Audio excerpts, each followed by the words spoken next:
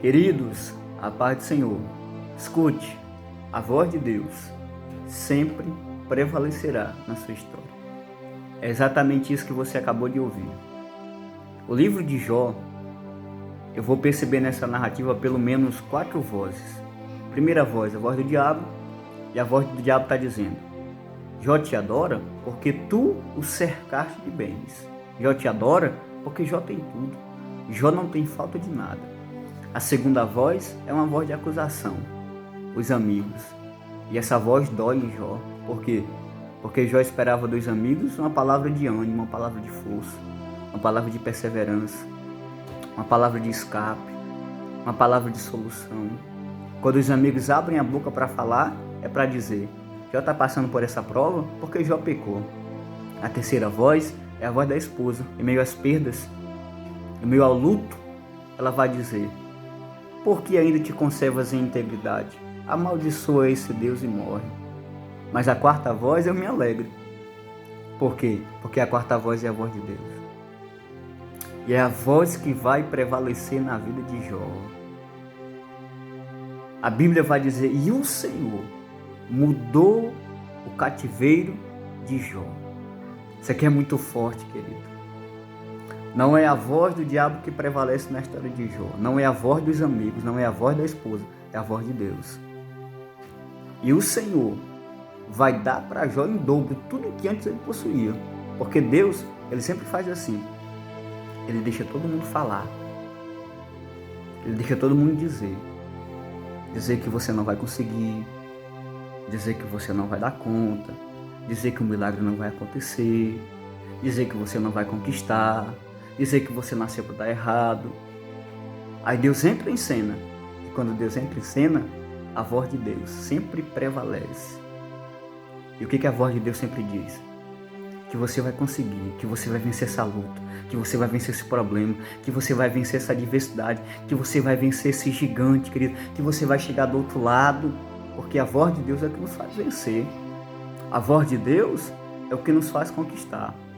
Então, nessa tarde, a voz de Deus está prevalecendo na tua vida.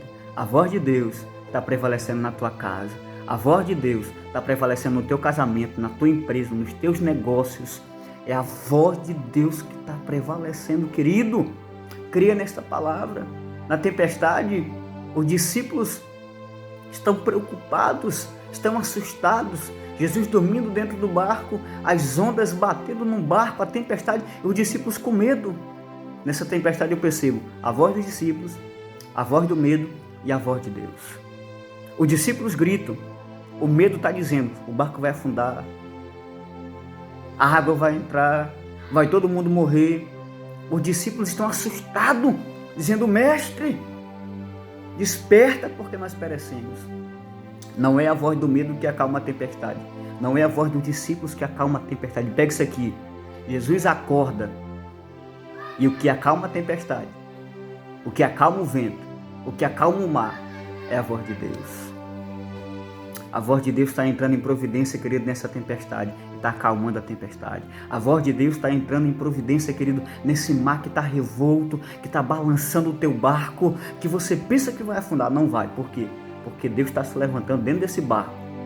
Está abrindo a sua boca, está dando uma ordem. Tempestade, passa. Vento, cessa. Mar, aquieta-te. E quando a voz de Deus se levanta, sempre vem a bonança. Escute isso aqui. Lá no jardim, a voz da serpente prevalece e faz Adão e Eva perder, ser expulso do jardim. Os privilégios eles perdem. Mas lá na cruz, aleluia, glória a Deus, Jesus ele vai dizer: tetelestai, está consumado. Querido, a voz da serpente, do diabo lá no jardim, expulsa Adão e Eva, tira os privilégios de Adão e Eva. A voz do diabo, da serpente lá no jardim, traz sobre a raça humana condenação eterna. Mas a voz lá da cruz, quando diz tetelestai, está consumado, aquela voz está dizendo: agora vocês têm direito à vida eterna. Agora vocês têm direito à salvação. Por quê? Porque sempre quem prevalece não é a voz do jardim, mas é a voz da cruz. Deus abençoe tua vida. Deus abençoe tua casa. Deus abençoe tua família em nome de Jesus.